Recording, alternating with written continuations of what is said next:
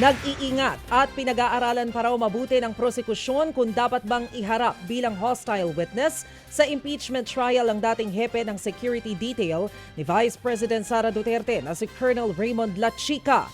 Si Lachica ang itinuro ng ilang testigo na humawak sa daan-daang bilyong confidential funds ng OVP na kinubra sa bangko. Pero ayon kay House Prosecution Panel spokesman Attorney Benjamin Tolosa, hindi madaling desisyon ang pagpapataw kay Lachica sa trial dahil may mga bagay sila na kailangang isaalang-alang. Po yun dun sa usapin ho ng kakayahan no, Manong Ted. In fact, yung kakayahan kasama dyan, yung when to know when to take risks or not. No? Okay. Of course, dapat measured yung actions natin, hindi tayo padalos-dalos. No? So, tulad nga nito, tulad ho na nasabi nyo, paano natin malalaman na meron talagang kautusan ng Vice Presidente? Sa ngayon, narinig na natin sa mga testigo, yung bagay na yan. No? Na sinabi na nila, narinig natin yan kay Ginang Acosta, narinig natin yan kay Assistant Secretary Ortonio. We don't need to hear it from Lachica. Lalo Sige na, yun nga, we can't reasonably expect him to just Deny. without resistance and admit this, lalo na mapupunta siya sa alanganin. Meaning, hindi legal yung ginawa niya kung aaminin niya to. Yan po ang tinig ni House Prosecution Panel spokesman Attorney Benjamin Tolosa. Bukas naman ang palasyo sa posibilidad na i-ban ang ilang social media platforms at gaming applications kung mapapatunayang mas nakakasama ito sa publiko.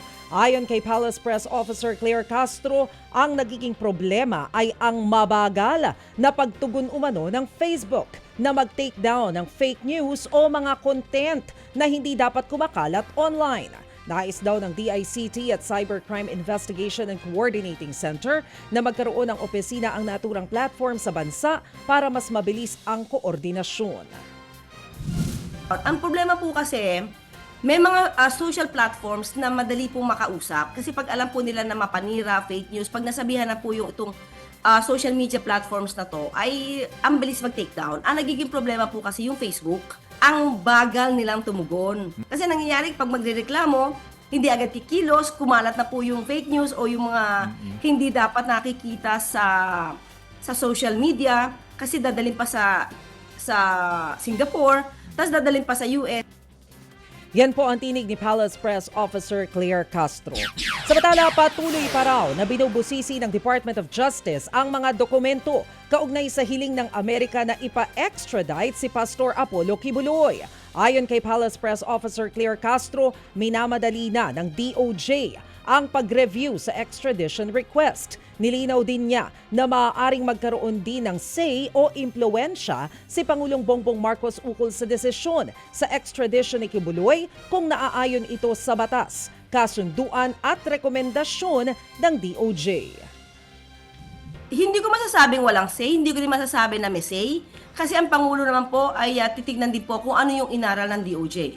So, kung ito naman po ay naaayon sa batas natin at naaayon doon sa treaty, so wala namang pwedeng humadlang. Pwedeng may say, yes, I can say that. Yan pong muli ang tinig ni Palace Press Officer Claire Castro. Mga kapatid, patuloy po kayong tumutok sa 105.9 True FM para sa totoong balita, impormasyon, music and entertainment. Mag-subscribe sa aming YouTube channel at podcast at sundan nyo kami sa Facebook, Instagram, X at TikTok sa True Network PH. Bisitahin din po ang aming official website, truefm.ph. At panoorin din kami sa True TV Signal, Channel 19. Kami po ang 105.9 True FM. Laging true sa'yo, kapatid.